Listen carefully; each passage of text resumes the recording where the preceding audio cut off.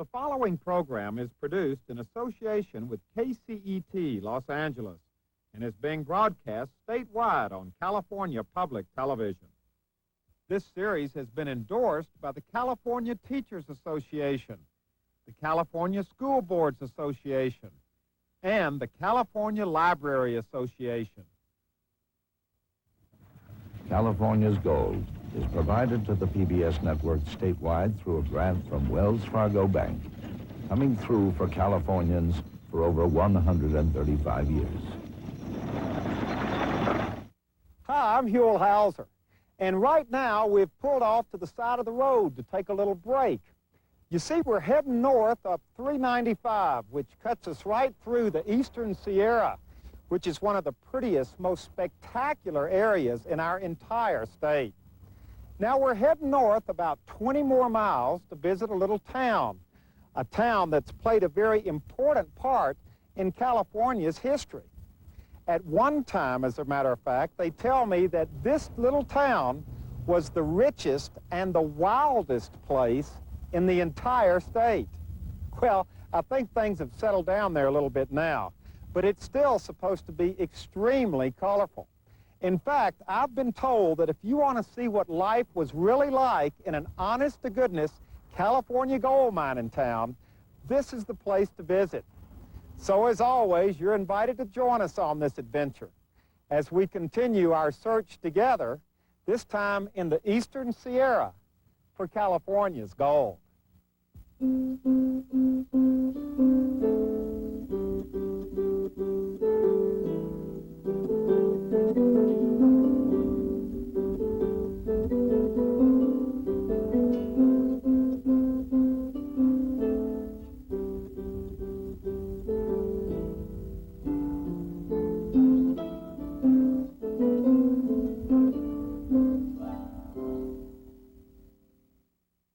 You know, the Eastern Sierra is literally one of the most spectacular scenic areas in California. And this drive up 395 is something. One breathtaking sight after another.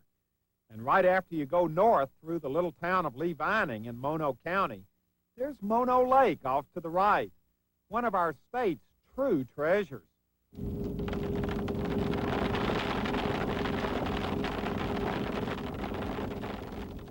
But we were heading even further north, and before we got to the turnoff, the unpredictable climate of the Sierra had brought us a steady downpour out of nowhere.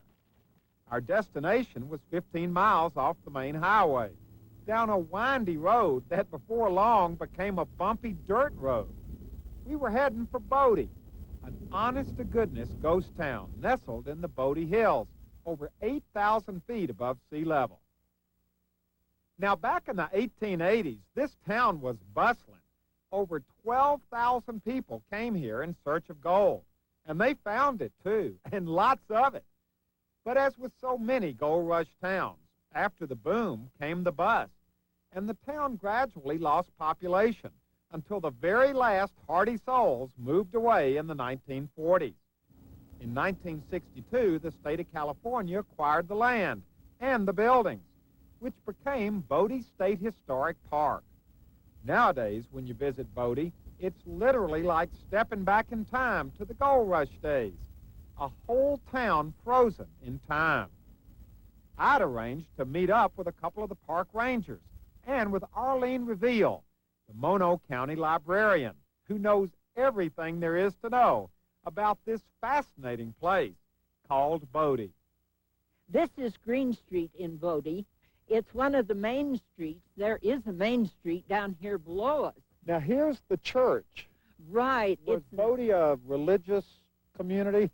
Well, actually, not very much. They were here for 3 or 4 years before they had a church at all. And then all of a sudden they built 2 of them. And this is the one remaining of the churches. And why did it take them 2 years to build a church? Well, it took a little time to collect the money to build the churches. And really, there weren't too many people here interested in churches. This was primarily a community of men, and there were very few families. So churches were really not a priority. Saloons were a priority. Are there any saloons around here? They certainly wouldn't have put one right next to the church. No, the saloons are pretty well gone because you see the town burned twice, one in the 1890s, but then in 1932, a young man who's known as Bodie got mad because his mother made him eat Jell-O for lunch, and so he took the matches out behind the house and burned all but about 30 buildings in a community that had once had almost 10,000 people. So really and what we've got several now buildings is a remnant. just a little bit of the Just original. a very little bit of the original Bodie, and very few of the homes, and practically none of the business district because it all burned. Well, now this still all looks pretty original here. This What was is this? original. Now, there's a wonderful story connected with this because this is the livery stable. And they hired a guy to paint the name of the community on the sign. Well, the story goes that Bodie's name was supposedly spelled B-O-D-E-Y or B-O-D-Y on all of the mining claims. But he was making this sign, and a Y was just impossible for what he was working with. So he spelled it B-O-D-I-E, which is the same spelling still being used for this community. Which was a mistake. Which was an error, absolutely.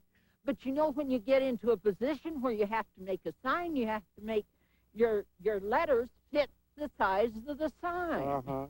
And so that's what he did. And this is the livery stable where that supposedly occurred. Now, walking down in here, how do you know what you're seeing when you... Well, like, what is this little building over here? that's just a shed over there. Now, this is the house over here with some of the furnishings in the original house. They just pick up personal belongings and leave, and the furniture and everything else stays here. Now, most of the houses are locked, but this one is open so that we can walk into it and see how it was when people actually lived here. Oh, wow, look. And all the old furniture, the old bed, the double bed in the back room look at is this. there. There's got a bed in there. Absolutely. Can you see the bed? There we go. And Look at this. isn't that wonderful? Even pictures on the wall are still there. This is all the original This is wallpaper. the original wallpaper, the original fireplace. The Look at this. Now this is the kitchen. This is the kitchen, and you can see back here where they did the cooking and the washing of the dishes. Look, you can look right on in here. Right. And there's even the dishes on the table, and this is the way that people left communities when they left mining towns. Well, now, why would they leave the dishes on the table? I don't How are they understand going to that. pack them out of here? You mean they left that quickly? Absolutely. They just packed up their personal belongings and they were gone. The problem of getting things from one place to another was terrific. So they left them. Probably they got to another mining town. Somebody else had left the house furniture and they furnished and they just moved in. Could they keep these things warm? Because look, I see just a few little boards up here. This doesn't look very warm to me. Well, of course, you always sat next to the stove. Look how close the table is to the stove. Yeah. And that's where you kept warm, because if you got anywhere near the outside walls, you froze. You also see how quickly something like this could burn up. That's right. And you realize how fast that fire must have gone through here, because everything was burnable, and it did. Now look at this building. Right. This thing is about ready to fall over. I know, and they're trying to keep it from falling over by putting the braces around it What and was that holding building? it up. Well, as I understand, that was an old blacksmith shop. Uh-huh. But it depends on whose story you're listening to. It could be almost anything, any kind of a business What do you mean, story. depending upon whose story you're listening to? Well, you know, they'll tell you a story of almost anything if you listen to them. Well, isn't that part of the... That's part of being in Bodie, because many of these buildings, we do know that the building across the street was the old funeral home, Oh, a wait a minute. mortuary. Where See is here, right here, Oh, right on the corner? right on the corner. And if you go back and look in the window, you can see the old coffins still in there. Well, now that gets us into the whole idea of gunfighters and crime and all of that in Bodie. Did that Right. really go on like they said it did? Well, there was a very famous statement used in Bodie for many years that said, well, we had how many men for breakfast this morning, which means how many were shot overnight. And the story is that they always had at least one Every night. every night. Now, why was that? Just because it was a Wild West? Well, it was a Wild West town, and everybody thought as a natural thing. It was just one of the things that they did. Mm-hmm. They'd get in an argument. They all wore guns, so they'd shoot somebody. They thought nothing about it. That was all right. Now, this was back in the 1800s. This wasn't 1930, was it? No, this was in the 1800s. Although I agree with you, I think there's perhaps some exaggeration with that. Mm-hmm. But Bodie was known. In fact, I'm wearing a pin of the bad men in Bodie, because that's how Bodie was noted, was the home of the bad men. Mm-hmm. And Did bad men come here to live? oh, of course. Specifically? Well, definitely, because you were in a community of 13,000 people. They were mining gold. Who knows who swiped a little as they left the mine and put it in their pocket? Can you feature a guy not deciding that when the guy got drunk that he could take his gold away from him? Uh-huh. You see, you just have to realize that that's the type of community that it was, with lots of people, and that it had a reputation that it had to live up to. Now, there's a brick building. Yes, that's very unusual in Bodie, because most of the brick buildings were built in Aurora. There's a very rare brick one built here. And these were businesses, as you could see. Now, you can see where the street came through in the wintertime on these buildings. So the street would be up underneath the windows on the second floor. That's Absolutely. how deep the snow was. That's right. And you notice the covered stairway that goes up. Then you remember they had to dig down in to get to those. But they didn't use those in the winter because they didn't need to. They came out the windows. That is amazing. And these were both businesses, an old hotel and a restaurant here. And you see, all of the rest of the town to the north was burned down. Look at the old wagons and all. Now, this is all authentic, too. Absolutely. Those are all old ore wagons, and they hauled also their equipment up here. You want to realize that Bodie had no way to grow any crops at all. It was too cold up here. It was too cold up here. No vegetable gardens. No vegetable gardens, no fruit trees, no trees. There are And no trees. That's right. no, you That's see, what makes it look so stark. That's right, because you're above the tree line here, and so there are none, and they even, on the 4th of July, cut down and imported aspen trees from other areas so that they could have trees along their street so they could celebrate 4th of July as they were accustomed to. Now, what do you all, here's a couple with some dogs here. What are you all looking at in the window here? What do you see in there? Well, a pretty run-down old shack. Well, now, what did you expect to see when you This looked is in? exactly what I expected to see. Why are you here today? Just because it's raining and we're afraid to go on a hike without the rain. Actually, I was looking for the dishwasher and the trash compactor myself.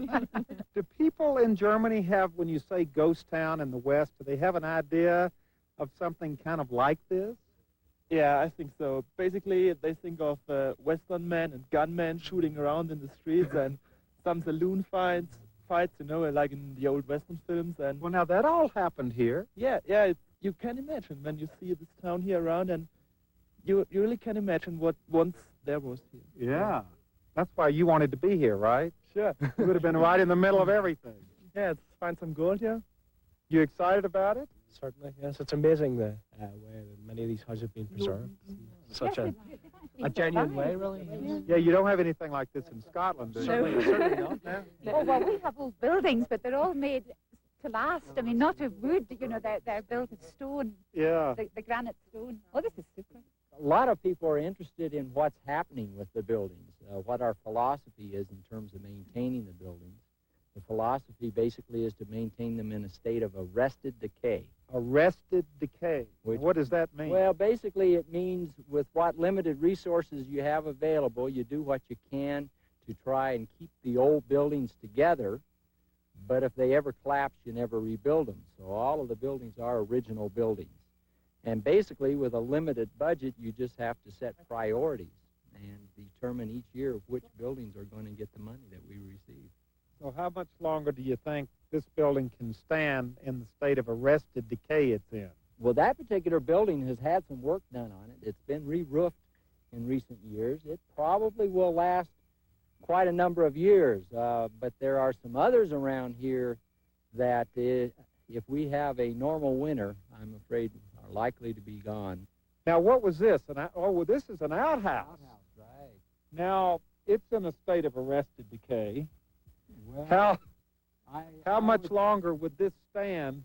I think the decay is overtaking the arrest efforts in this particular Uh-huh. building. Who knows? It could last a number of years yet in this condition. Mm-hmm. The key on most of these buildings is to keep good roofs on them, and as you can see, this roof is pretty much gone. So it's just a matter of time. Look at this. This is part of an old car over here. Right. Is this part of the... I mean, usually people would take something like this to the junk heap, but you kept it here. Well, everything. As you wander around town, you'll see remnants of a lot of old cars and old wagons that, when they reach a point of no longer being useful or no longer running, they're just parked and left. So you would just leave this here Oh, as yes. part of the Oh, yes. atmosphere? Oh, yes. We don't move anything. In fact, what you see outside of the buildings and inside of the buildings are basically how the state park found it when the park took it over in 1962. There's been So you wouldn't have cleaned it up? Or, No. I mean, you wouldn't have done anything? to it? nothing. No, Wow. this is basically how it was found in 1962. Now, this is where it all happened. This is why this town was here. That's correct. That's the standard mill. The original mill was built in that location in 1877. Fire destroyed the original mill in 1899, so that structure is the one that replaced the original mill, built in late 1899. Now, how much gold really came out of Bodie? Well, altogether, they took out approximately $32 million in gold based on the price of gold in 1880. If you were to apply today's gold standard, it would be somewhere in the neighborhood of $750 million. So this was a big strike here. This was Is considered... that what you call it, a strike? Yes, it could be called a strike. It was a considerable strike here. The largest one in the area, the next closest would be Virginia City, which definitely produced more ore than Bodie. But for this general area, Bodie was the largest, yes. So on an average day, if we had come here back at the turn of the century, this thing would have been huffing and puffing and making all kind of noise? This would be running 24 hours a day, 6 days a week. Originally, before electricity was brought in, it was operated by a steam engine. Steam engine produced 125 horsepower, turned a 17,000-pound flywheel, required 20 cords of wood a day to keep the steam engine going. So that place was humming. It was humming. It was making a lot of noise. The stamp mill could be heard 2 and 3 miles up and down canyon. And that was going 24 hours a day, 6 days a week? That's correct. So that's another thing about living in Bodie. You had to put up with the sound of the mill going. That's correct. But it's my understanding, having talked to some of the residents that were here many years ago, they said that they got used to it very easily, that the only time that it bothered them is when it would stop, because they knew something was wrong when the mill would shut down. Besides, listening to that gold stamp mill working is kind of like listening to a cash register right. open and close, isn't it? The lifeblood of the community is the gold and silver here. Well, it's raining again, and we're walking in the rain up the hill from Bodie. This is one of the better views of the town, isn't it? It sure is. You get a nice overview of the town from this particular location, and also a real nice overview of the mining activity that took place along the you can ridge. see where they've been mining all the way up to the top of it. That's right. But we're not here to look at the panoramic view of Bodie. We're here to visit, I guess, one of the most popular places on the tour, and that's the town cemetery. That's right. Most of the folks that come to Bodie want to know where the cemetery is located so that they can come up and spend some time here. Now, who's buried here? The respectable citizens are buried within the confines of the cemetery. Outside of the cemetery is generally where the gunfighters were buried. So this is all the original stuff. Oh, look, it goes way up there. Right. And the grave on top of the hill is Warren Luce's grave, and it's up there because he was an overseer of Bodie, and he wanted to so remain even after he was buried. Look at this. This one is in a state of arrested decay. Look Well, at this it's thing. more in a state of decay than arrested Don't you think decay. you should do something to this? No, we leave everything as is and let nature take its course. Now, here's a headstone to a little girl aged 1 year, 4 months, 27 days. You'll find throughout the cemetery many, many headstones for infants and small children. You know, even with all of the gunfights and the violence that took place here in Bodie, more people died from pneumonia than any other single cause. And the infants and children were the most susceptible to the pneumonia. There's one area in here with 6 children that died within an 18-month period, and they were young children, 4 and 5 and 3 and 2, that type of thing, so that it really was amazing how many children were lost from things like influenza and pneumonia. And Well, the elements caused that too, didn't they? The harsh winters. Oh, yes, Yeah. definitely. Wintertime was the most severe time, and when most of the deaths took place here were during the wintertime. Now here's a stone that says, well, here's a fellow who died in 1880, aged 48 years, and he made a big point out of putting that he was a native of Ireland. That's right. Many of the miners that worked here in Bodie were natives of both Ireland and were also Cornish miners. Many of those men had experience working the various coal mines of the old country before coming to America. And they were really proud of that Irish. oh yeah, definitely. the Irish miners were very proud of their heritage, and they carried their music and their food and their activities and their drinking in the Irish manner. And, of course, made it a very unusual community because they were cohesive and they worked together. I got you. So people still come here to check on the graves here? Oh, you bet. There are families that come all the time, and there are people who plan to be buried here, some of the old families in the future. So this is like an old pioneer cemetery. Right. Is it still active? Oh, it definitely is active. In fact, there's a sign just on the outside of the cemetery asking visitors to show due respect because it is an active cemetery. Now, there are people who come here to check on their famous relatives, pioneers who Yeah. Do people ever come to check on their relatives who were gunfighters who might have been buried up here, Well, or scoundrels, or scallywags? Or... Yeah, we do get a few of those. However, we just direct them out to the north end of the cemetery and tell them there are no grave markers out there. What are you laughing about? Well, it's true, because all of the gunfighters had to be outside of the regular graveyard. Yeah. You couldn't be inside. So we just say, well, there they are.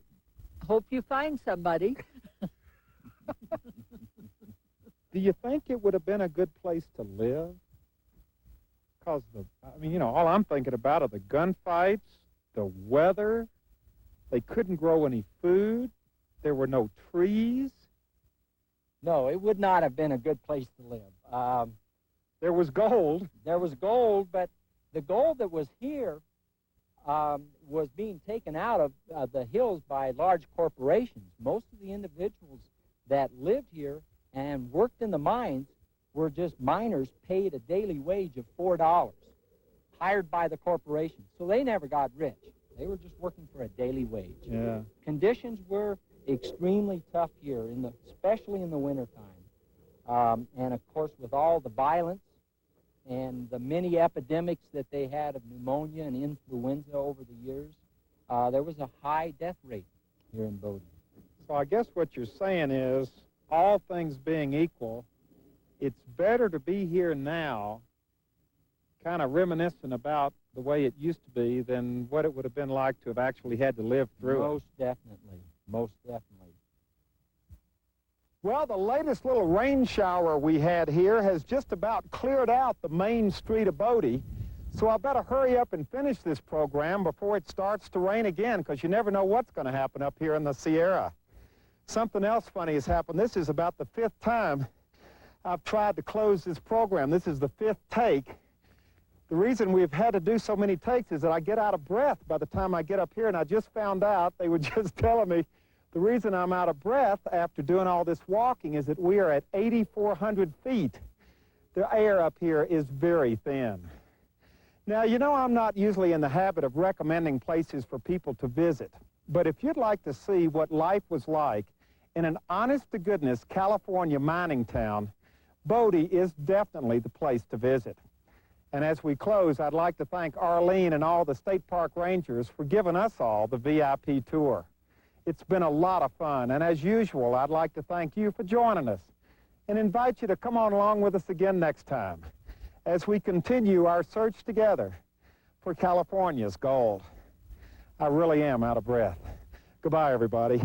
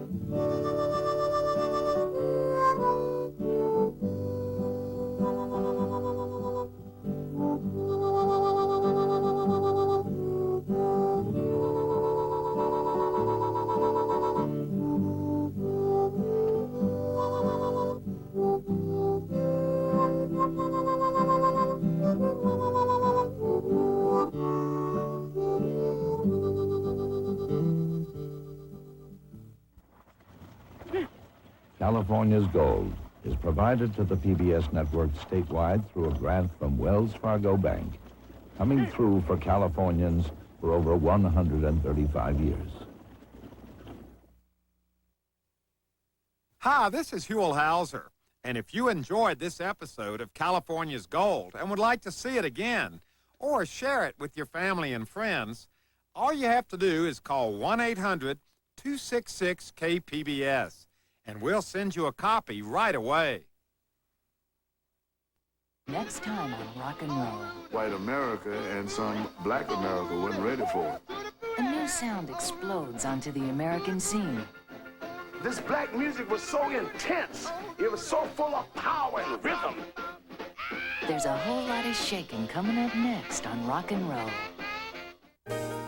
From San Diego State University, celebrating a century of learning, this is KPBS San Diego.